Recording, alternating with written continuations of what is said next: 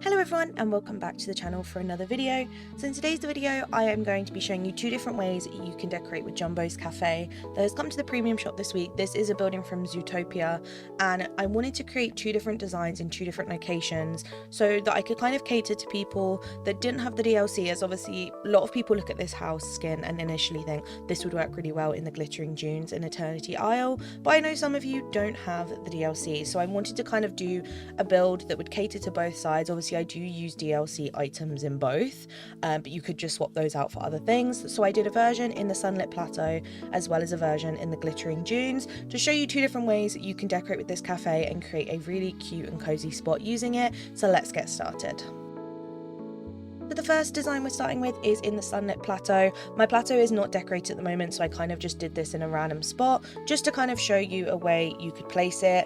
And I obviously before this put all the items out ready to see what would work best. I did do this on my live stream on Wednesday, so if you do want to see it not sped up, you can head over to that live stream and kind of watch the thought process that I had during this, as I did chop and change a lot of things and obviously discuss with chat things that we could probably put in and change, and kind of designed it along with you guys. But I did go in and place the house and started figuring out a little bar section. I did want to use like some sort of gazebo, but we didn't really have one in game that worked for the design, so I decided to create one using fences and kind of just do it freehand, and that was kind of the first thing I focused on, as well as placing in some of the pathway to get everything mapped in space wise.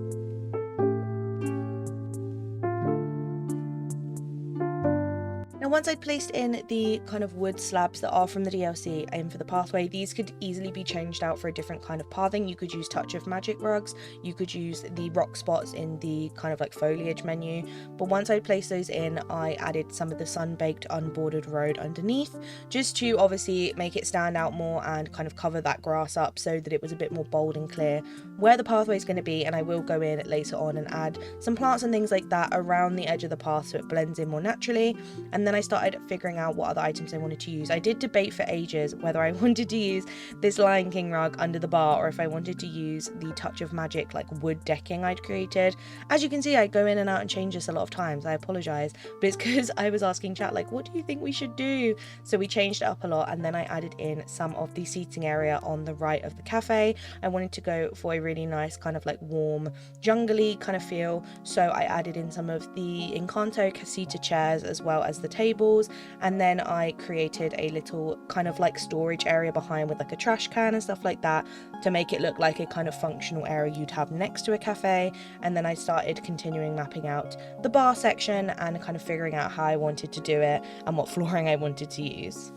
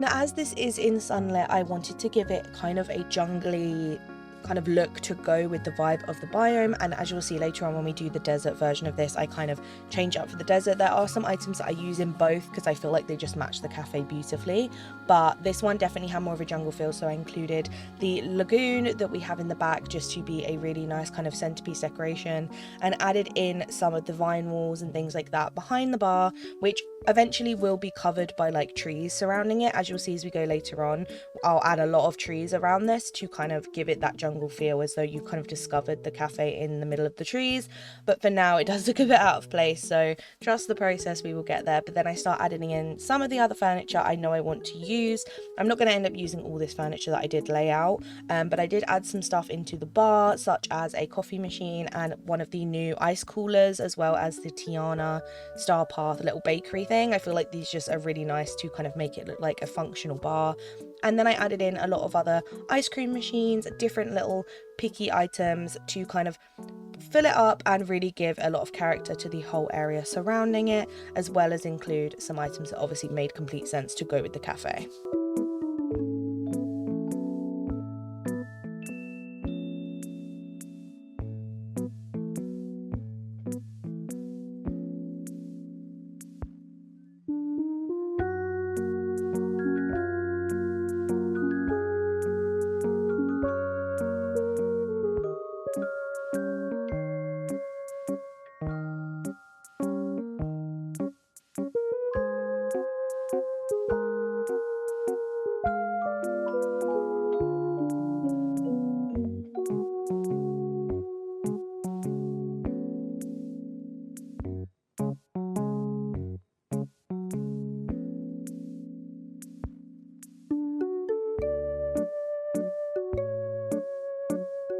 Now, as I started going in with trees and things like that, I decided to go for a lot of the sunlit trees to start off with, because I wanted these to be the ones that were the closest to the design we created. So I used a lot of the really tall acacia trees, as well as some of the other plateau ones. I don't tend to use these very often. I realized now doing this that I actually love how they look. So I kind of wanted those to be the core focus. And then as you see going on, I'll add some of the Eternity Isle trees behind them, just to block out this area for the purpose of the build. This is not something I would do if this was going to be a permanent fixture in my sunlit, but for the purpose of the build, you'll see later on I will make it a lot more bulky off camera. And then I started adding in some foliage along the pathway. I obviously used again the sunlit kind of bushes and plants to really block off this pathway, give it a really nice border, which I really like to do with the unbordered pathway, so it doesn't look so square and blocky, because obviously we can't make curved edges yet. So I added a load of those in, and a couple of the Dazzle Beach ones as well, to bring in a pop of green, but also keep it in that nice kind of rustic jungle feel.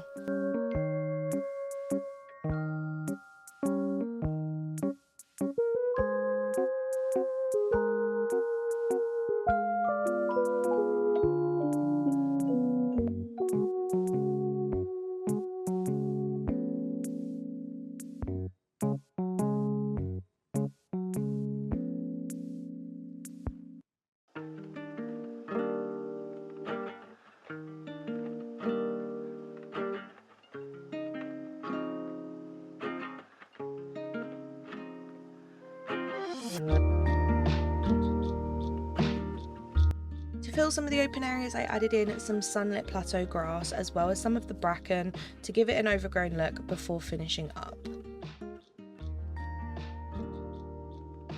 So here is the final build. If we come across the bridge, you can see I've added some fireflies off camera, and as I said, a lot more trees to kind of block it off for the purpose of the build. And as we head down, we've got some of the porticles, little ice cream coolers that you can craft in your cooking station, all around this build to obviously fit the Zootopia feel. We have got our bar on the left, which is just, I love how it turned out. We've got lots of ice creams and cold drinks all across the bar, and then obviously the bigger items on the back wall to show that that was where they would be serving the food. The vinyl and the waterfall on the back blends in really well, better than I thought. And as we head towards the front of the cafe, we have got a little ice cream cart from the Stitch bundle, as well as some more of those ice cream containers. And then we have our main seating area, which is just the casita tables, just work perfectly because of the colour of them. And I've added lots of ice creams, cold drinks, things like that to the tables, as well as some of the lily pads in the middle to give it this really nice warm glow. Around the back we have got our little storage area, which has got some of the chairs stacked up and a little trash can to kind of make it look like a functional cafe. And then we have the lagoon to end it off. And now we are heading to the desert. Now, as you can see, I've done it in this section of the desert that's quite big and open. I did have to destroy a build to build this, but it's okay.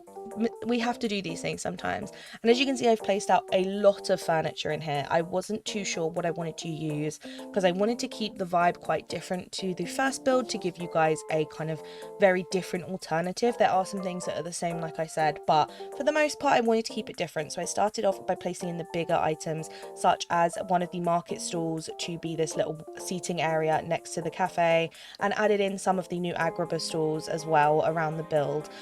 This one is very much a trial and error build. It did take me a long time to figure out how I wanted to do the layout of everything, but I definitely want to keep it having that desert vibe. I wanted it to feel quite open and quite like a vast dry land, but also with elements of foliage and flowers and things like that to give it a bit of character and make it look like a proper little kind of restaurant marketplace.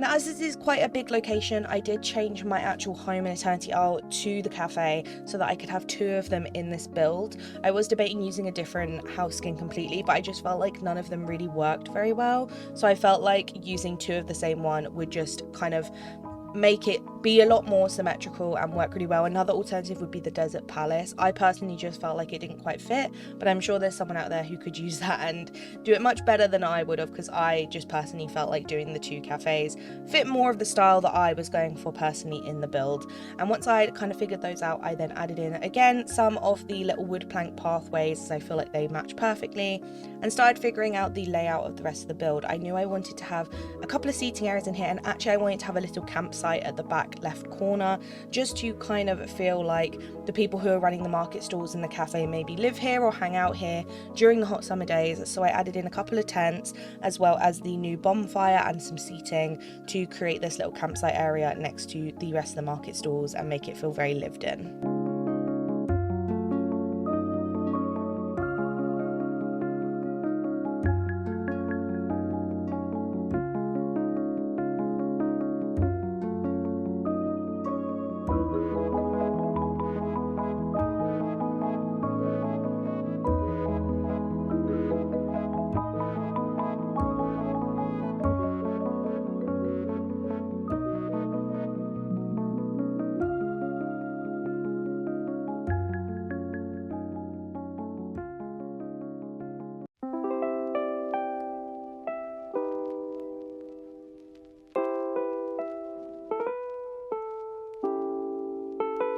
Just something that is a little bit of a pain with this house skin, which if you'd watched my live stream you would have seen me rant and rave about it, is that the mailbox for some reason is really far away from the front of the building. Now, I personally believe that with the premium shop houses, if we're not using them as our actual house, they don't need the mailbox, and I feel like they should come without them.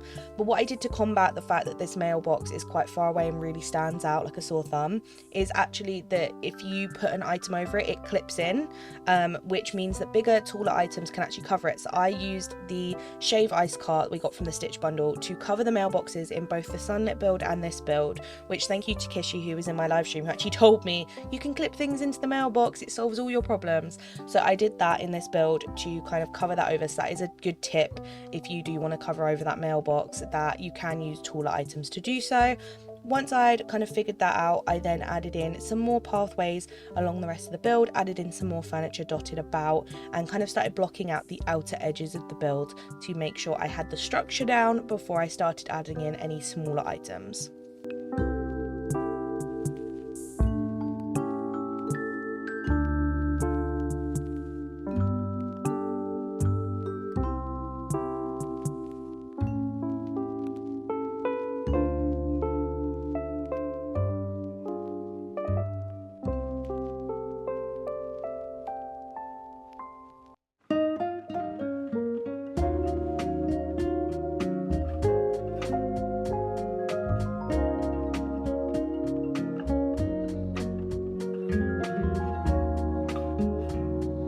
seating in this area, I decided to go with the stitch bundle tables and chairs because I feel like they just work so well for this kind of like desert or beachy style builds.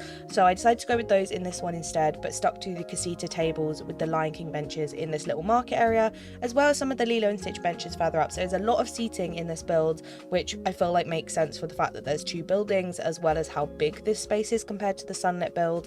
So it kind of made more sense, and it meant that I could add a lot more decoration to those tables when we go forward and add food and stuff like that towards the end of the build. But it also meant all these little furniture items that I wanted to include could have a really good spot. And then I added in the Corona fountain as a centerpiece in this build because I had space for it, and obviously the color of this fountain just works so well in these nice desert rustic kind of areas.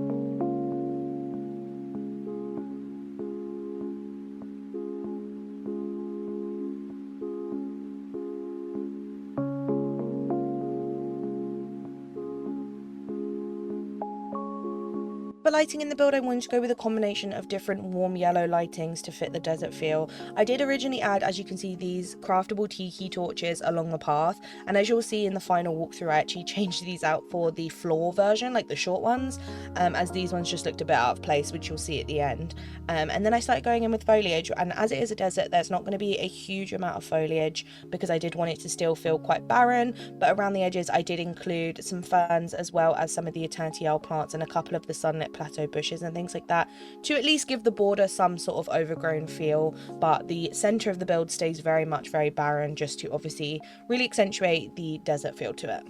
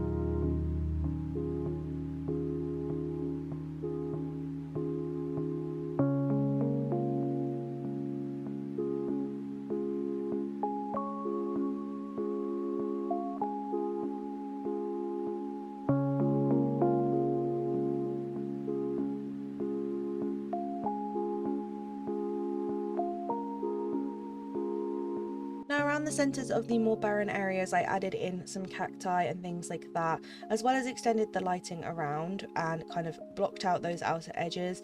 I wanted to make sure that it had enough coverage so that you couldn't really see everything behind, but as this area has quite a nice like rock structure around the edge, I didn't have to worry too much about that. So I could add in some of these more jungle style pieces, and then I blocked out the back section where I did include Tiana's water tower.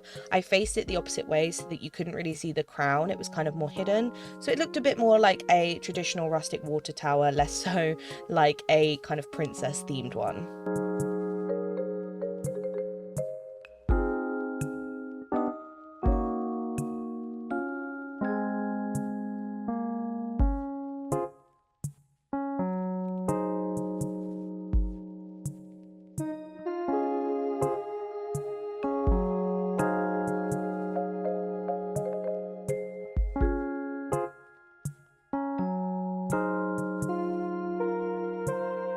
The final part of the build, I added in some Sunlit Plateau grass around these open areas to give it the final touch and a bit of an extra texture, so it didn't feel so plain.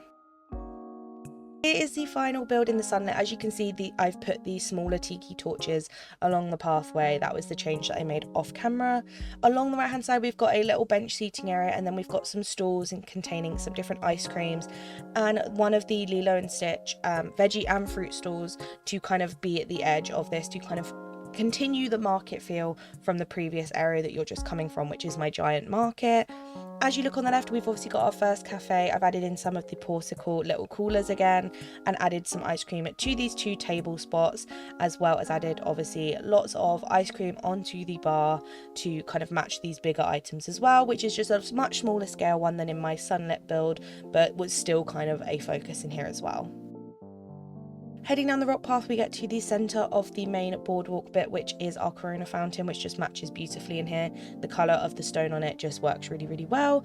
And then on the right, we have our second cafe, which I've actually turned around to face the opposite way to make it slightly different. And it got 2 more seating areas in here with some ice cream on and lots of items about to feel very rustic. And then next to the first one, we have got the little market store where I've created this extended seating area with some bigger tables with some of the Lion King benches and some waterfalls behind to be this really cozy spot, which I actually really loved when it came out. Continuing down the path, we have got a little sign pointing us to the left where we've got some of the Agrabah market stalls to just really be nice focus points in here. And then as we carry on, we've just got an exit down to the lower hidden section of this area with a little lagoon and a little bench to sit and hang out next to the campsite. In the campsite, I've included 2 different tents. I use the ones with the little fairy lights on because I just love how they look, and added a lot of barrels and crates around this and a little bonfire for people to sit and hang out at in the middle. Heading back over, we've got our final seating area, which are these 2 benches with, again, more food on, the little Agrabah blankets on top, and that is the end of both builds. I hope you guys did enjoy, and here are some shots of how they look. I started off with the Sunlit ones and kind of just gave you some scenic looks of how they look during sunset, and as you can see, everything is glowing really, really beautifully. I think it's a lot more of a quaint build, but definitely has more of a kind of hidden magic area feel to it, as it is a lot more covered over and a lot more green in comparison to the desert, as you can see here, which is a lot more of a rustic kind of barren feel. But I feel like the colour of the desert does just work so well with the colouring of the building itself, and it definitely has a very different vibe to it. I thought I was going to struggle with how to kind of make these builds feel very different, but I feel like they do have very different vibes, and they give a really good opportunity to see them in 2 different ways that may give you some inspiration of where you want to put yours and how you kind of want to style it. I hope you guys did enjoy the video. Let me know down below, which one did you prefer? Did you prefer the Sunlit version or the desert version? And also, if you did pick up this cafe, where are you going to put it? I feel like this building could go anywhere in your valley. It could genuinely go in like a city plaza, or it could go in a really quaint meadow. It could go anywhere. I haven't actually decided yet where I'm going to keep it. I think I may keep it in the desert, but I'm not 100% sure on that. But let me know down below which one you prefer and where you are going to pop yours if you did pick it up. Make sure you like and subscribe. Thank you so much for all the support on the channel, and thank you so much for 2,500 subscribers. Cannot believe that I've got to 2.5k this quickly, and you'll never know how grateful I am for all your support and all your love on the channel, and I appreciate you all so much. Have a lovely week, and I will see you in the next one. Bye.